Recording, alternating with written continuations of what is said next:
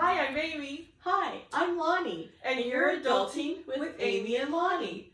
Welcome to today's podcast, and we're doing part 2, which is the conclusion of self-care. And we're going to talk about pulling it all together, what we learned from last week, and bringing it into this week in the conclusion. So we're going to, we now understand where, what happens to us if we're not in balance. And so now we're going to talk about finding our balance. And what are we going to do, Lonnie? We're going to keep calm and self-care on. I really like the SMART acronym. It just really speaks to the way my thinking goes. And so we came up with an acronym for calm and self-care on. Well, the calm, the C is care for yourself intentionally. The A is align your needs and find balance. The L is listen to your body and mind. And the M, make time for genuine self-care. And there'll be a handout for this. So I love this. This was a Lonnie idea. It's just the best. It's just the best. It's just the best. So Thank you. We'll dive into what that looks like.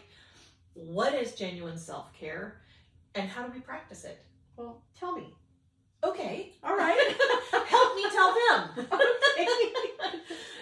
So self-care, we're going to back up a little bit. Psychology is the science of human behaviors and cognitions, so our thoughts and our actions in response to life circumstances. That's psychology. Real easy. Research explains to us that there are certain response mechanisms that apply to distress, crisis, and other issues, and we talked about that last week. And research has also demonstrated that while there are multiple models of self-help and self-care, which are a little bit different, to help mitigate burnout, right, which we talked about as well, and help us with mindfully seeking balance in our lives and from home, one model is particularly effective. I didn't invent this, someone else did. I found this and it was literally life-changing for me and for my clients, this particular model. It's the biopsychosocial spiritual model of self-care.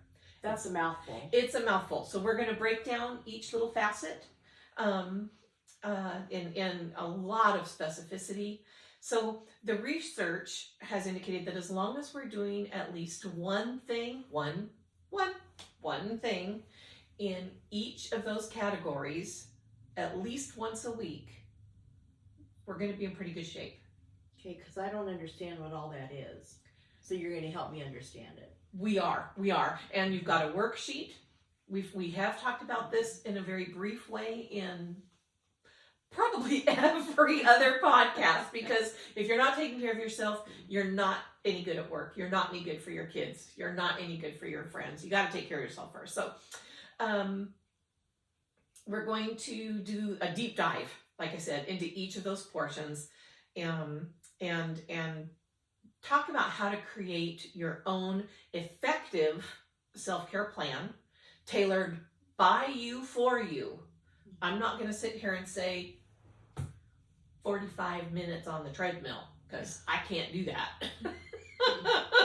I got old lady knee. I got old lady back. But because the point behind you tailoring it for you, for yourself, is because you're the only one who knows what it feels like to be you. You're the only one who knows what it feels like when you're not quite you, right?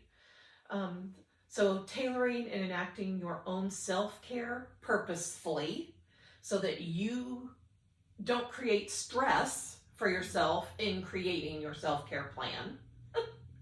It's pretty important. Well, and I was just going to share is that my favorite word, pivot, is, and when you put your plan together, if it's not working, back up a little bit, pivot until you find what's going to work, and then grow on down that journey.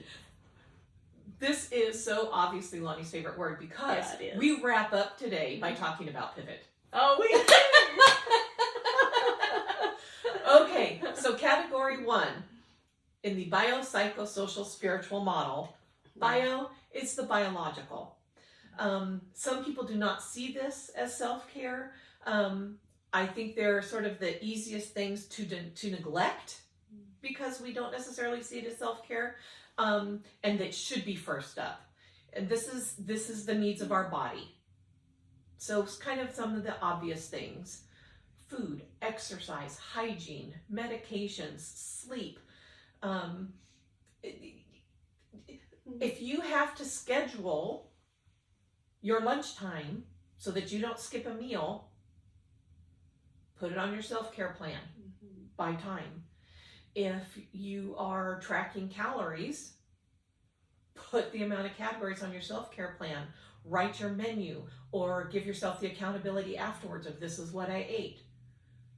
It's super easy to skip our biological needs. This is also stuff like schedule your mammogram and do it. Don't skip it. Yeah. This other thing came up, I can push the mammogram out. No, make those appointments, do your checkups, and keep those appointments. And also in the biological that we tend to neglect is our physical environment. Well, you know, it just hit me when you were talking about food, exercise, hygiene, sleep. It'd be easy to take those for granted. Exactly. Because it's something we do every day. Every day we have to eat, you know, every day we have to walk somewhere or, you know, get up and get down to do something. We shower, we brush our teeth, wash our hair. And so those become routines. And when they become routines, I never thought of it that way. This is the first line of defense in our self-care. Just had my eyes on it. And as I said, there are many people who don't see that as a self-care element. Yeah. And because we need that. I mean, we do need light, air, water, extra, you know, food.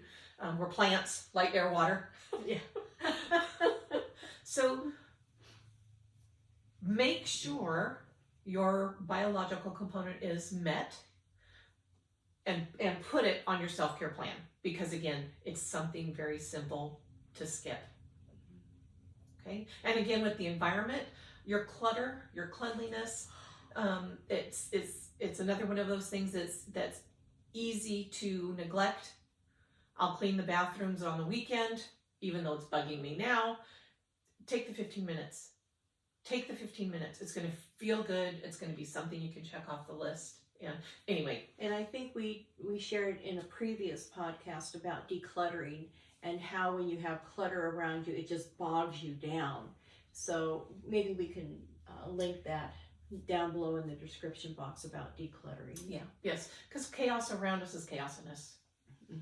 Okay. So we did bio. Psycho, which is the psychological, emotional component. This is our internal balance.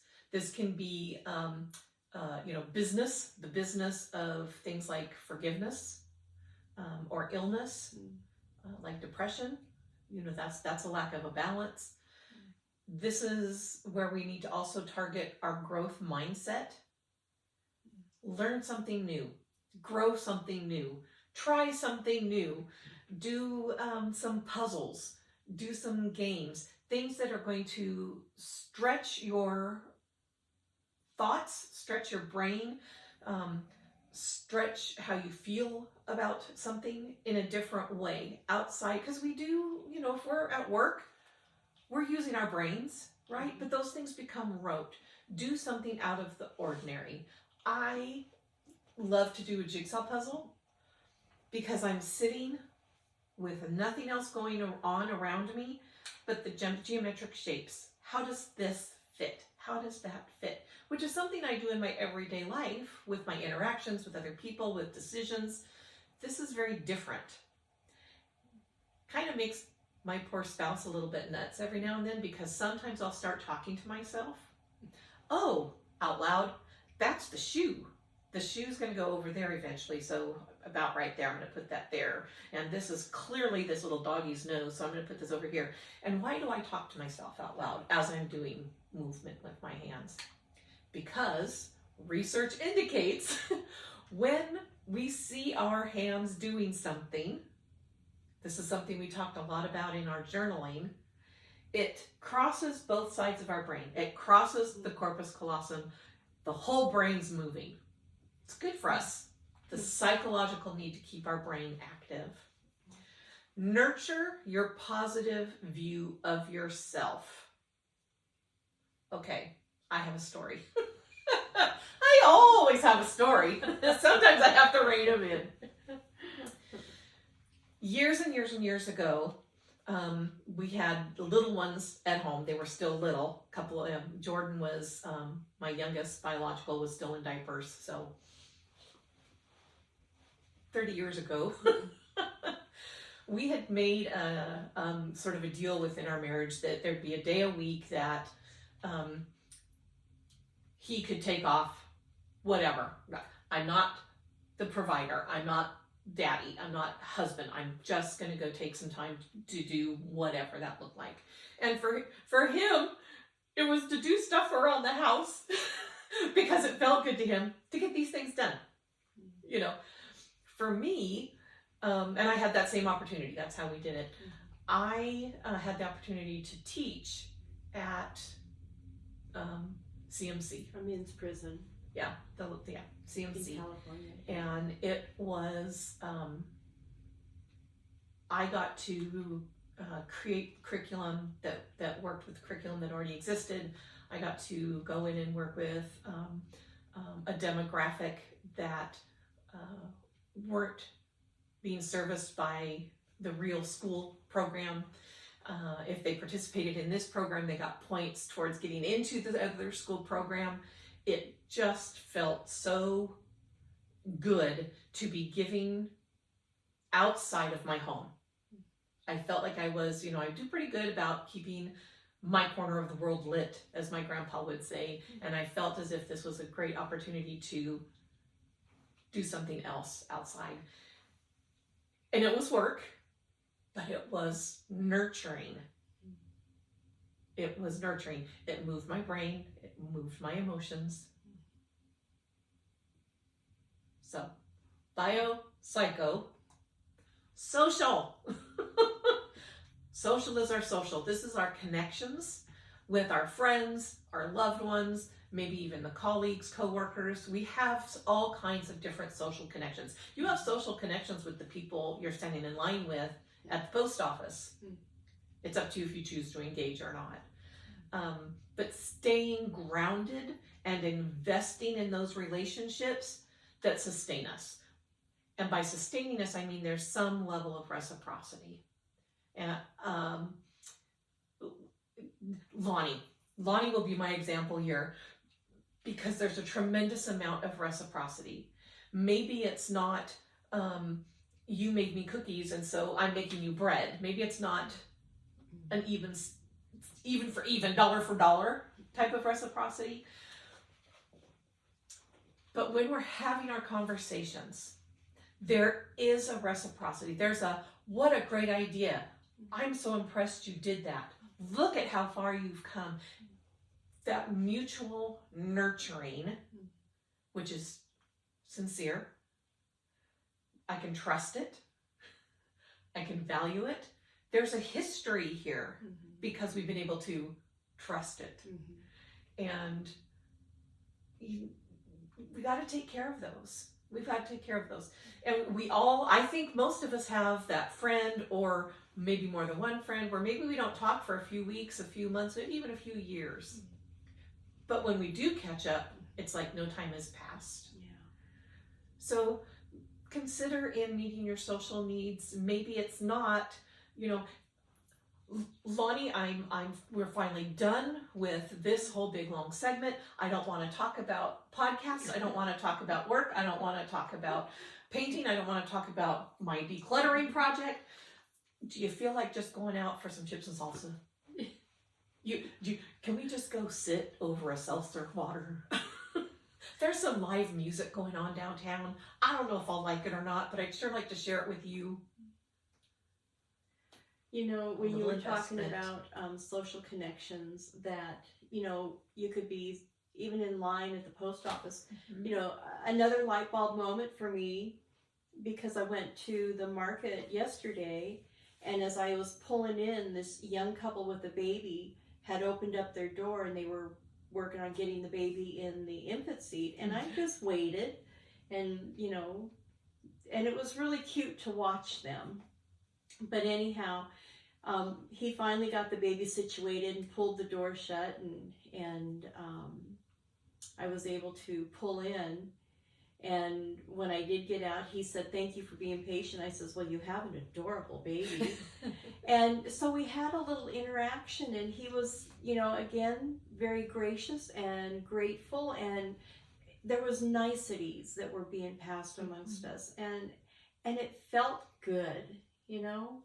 So it doesn't have to be, you know, lifelong friends that you've bonded with. It's just those connections that you make with people, and you know, sharing something positive. Give that casual comment to that beautiful woman in Target. "I love your blouse." Mm-hmm. You know, you're going to create a social connection. Maybe it's just for that second, but that person's going to feel really good, and that person is now going to go say to somebody else, "I like your earrings." Great.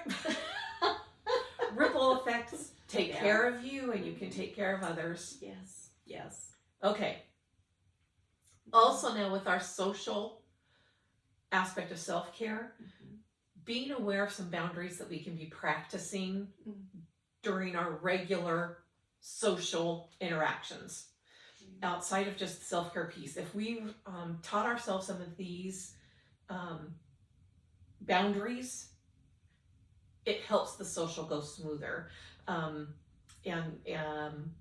This is something I really felt like Lonnie did very well as a manager. I don't know if you want to share any of these to jump in. Okay, Darren the hair light.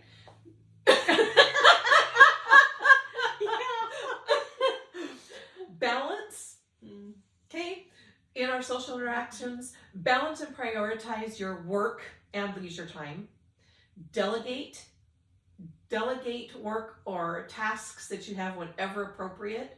And these are not just at work, these are in our everyday sort of social interactions. So finding that balance with work and leisure, that means at home too. And maybe that means I'm going to do that bathroom for 15 minutes, but then you better believe I'm going to sit down and blast some death metal in my earpods for 15 minutes too. Whatever that looks like for you. Or combine them so you get it done faster. Ooh, she's good. She's good. Assert. Be firm. It's okay to say no. No is a complete sentence. It's okay to insist on your preferences. It's okay to say, in any circumstance, kindly, "You know what, Lonnie, I feel really strong about this topic. I really want to somehow cover this. What do you think? How can we make this work so that we're both comfortable with it?" It's okay to say that. It's okay to say that. Be kind. Be kind to yourself. Maybe you've made a social faux pas. Maybe you did that dreaded, "Oh, when's the baby due? I'm not pregnant." Let it be behind you. Say your apologies. Move on, and listen to your internal needs when it comes to being kind to yourself and to somebody else. Maybe you'd really like to tell that woman how beautiful her blouse is, but you're just too uncomfortable. Then don't do it. Don't do it. This is something I often say with lots of my friends. They've all heard me say this. Don't be manipulated by my enthusiasm. I get very excited about things. I can see the potential in things. I can see where things could go, and I get wound up. I think that's why we have so much in common, because I do the same thing. But we also know how to have that boundary with our preferences within that. Yeah. I can be sucked into Lonnie's enthusiasm, but we still can actually be very mindful together as well. Yeah. But anyway, review anything that's come up that made you uncomfortable. learn to manage or mitigate that. Maybe you step out of your comfort zone and say, that is such a beautiful blouse, and you just find that your face is all hot and it's bothering you all day. Maybe the response was a negative response. Okay, that didn't work. There's a different way to be kind. Review what's happened and figure out how to do it differently or how not to do it. It's a boundary. It's a personal boundary. And finally, take action. Making your realistic action plan for your self-care activities is not going to necessarily be very simple right off the bat, because you're going to be learning your balance, your boundaries, where you can delegate, how to take action in a way that helps you, that doesn't stress you out. But you do need to actually calendar your self-care intentions. So if I've come up with my self-care plan, and what I know I'm going to do, and we're going to talk about this much more specifically, but when I'm talking about calendaring your self-care intentions, I intend to spend 15 minutes doing the countertops and the toilets on Wednesday at noon. It's in my calendar, not just my worksheet. So I don't accidentally schedule over the top of that. It's like keeping the mammogram appointment. This is something that you've made a priority for your well-being. Don't let it get bumped. Now, I'm not talking about, oh my gosh, my best friend from high school just came to town completely unexpectedly. That's the day I was going to clean the toilet. Pivot! Yeah. If she's coming over to my house, I'm going to do the toilet now. Or whatever that might mean. And you know pivot from us by now as well. And again, we're going to wrap the whole thing up with pivot. Okay. So, bio, psycho, social, spiritual. Our spiritual component is our relationship with the sacred. However, we personally define our divine connection that we have with something outside of ourselves. Hallowed is another word for that. A connection with something that's revered and honored. And in our melting pot culture, that's many different things. My spiritual time, I focus on God. My son has his sacred, his devout time is with nature. For him, this is so much bigger than I am. You find the definition of your sacred, your divine, whatever that might look like. Is it prayer? Is it time in nature? Is it a hike? Is it meditation? Is it a kinship group? Is it yoga?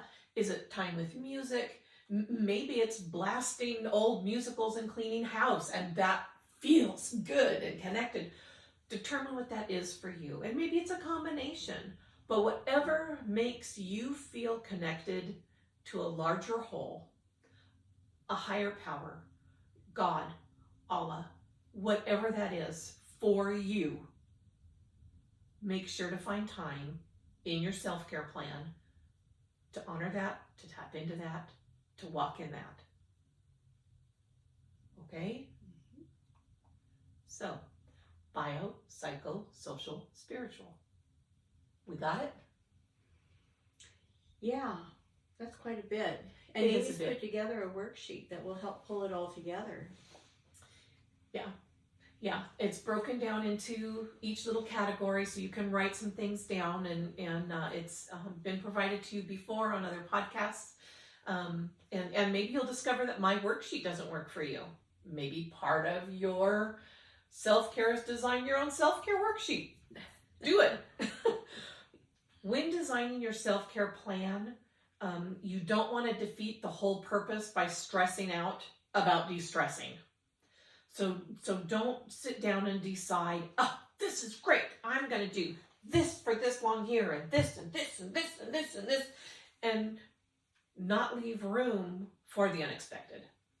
May I share? Yes, please and thank you. Well, you know, I love planning. That's something I really do quite a bit. And in my calendar, I have certain things I do on specific days. But in my calendar, I don't have the details down. I just know that, you know, Monday it's going to be house stuff. And on Tuesday, I'm recording for a particular channel. Anyhow, then what I do is I have a piece of paper and I pull it out and I've got 3 things I want to accomplish on that day. No more, just 3 is the max. Prior, I was doing many more and I was stressing myself out and I thought, I can't do this. So I've now narrowed it down. 3 seems to be a good number. So I'll put those 3 things I want to do. It gives me time to wiggle room, to pivot. If I don't get it done, I move it on to the next day till I get caught up, and it just seems to work really good that way. So I have a basic idea of what I'm going to do on a particular day, and then I've got 3 things I'm hoping to accomplish specifically, and then I can incorporate more if I need to. I can pivot if I need to change it to another day. So we talked before about scheduling and time management, and maybe Lonnie can link that podcast here as well, because it certainly is applicable. Being mindful about what's on your day. But I really am concerned that somebody who's new to the idea of making a self-care plan, you're going to self-care yourself right out of self-care. You're gonna burn out on avoiding your burnout. So just be very slow and careful on how you do it. So your self-care goals in each category need to be something you want to do. Simply and exactly that. What do you want to do that you haven't had the time or taken the time to do? Watercolor class? That's on my fantasy bucket list. I don't know that it'll ever happen, but ukulele. See, Lonnie is so driven. She makes her goals, she makes her plans, and she sticks to them. I'm the pivot queen. No, it's a lot of pivoting. Okay, so make sure it's something that you want to do. Make sure that it's something that is achievable, and you've heard this concept from us before. Is this realistic goal for you within the time frame that you're looking at? Something I really want to do. I want to touch a great white shark, for real. Honest to gosh, this is on my bucket list. Does that mean I'm going to be able to throw it on my social component for next week's self-care? No. That would not be achievable. That's going to be a bigger goal that's going to take a different level of, where can I touch a great white legally? Those kinds of things are going to happen. So make sure it's an achievable goal. And again, within the time frame that you're looking at. So for example, we've done this example before. I want to walk 2 miles a day. I can't. That's not the point. I want to walk 2 miles per day. But if I've just had knee surgery, that's not a possibility, right? That's not achievable. So let's bring that down. Let's break that down into something that's better to start with for that poor knee. Maybe it's just to the end of the sidewalk and back. And that would be more achievable for then. Be specific. What specific action? How much time or distance? What day, what time, those types of that specificity. So how much, when, how often? Going back to the walking example, you might state, I will walk to the end of the sidewalk and back twice a day after lunch on Monday and Thursday. That's pretty darn specific. And if that's my biological goal, that's how I'm going to write it on my self-care worksheet. Are we tracking? Okay. I always worry that I start going blah, blah, blah. With the confidence level on a scale of 1 to 5, 5 being, oh, no problem. I can do that. No problem. That I can meet that goal. Make sure that your goal meets at least a 3. It's okay to have a little stretch in there, but make sure it meets a 3. Set yourself up for success. Yes. It motivates you to continue to do more. 100%. We need to know when we're successful, right? That goes back to our significance, our worth. I'm not a failure. I did that goal. So it all ties in. All ties in. Or I did it, I can do it again. And maybe I can go A little further. a little further. Yeah. So maybe I only feel a 2 about being able to walk to the end of the sidewalk and back twice a day at those lunch times. I feel like a 3.5 if I just made sure I did it once a week to start. Great. Great. Then that's what you do, and that's what you write on your care plan. And that's called Pivot.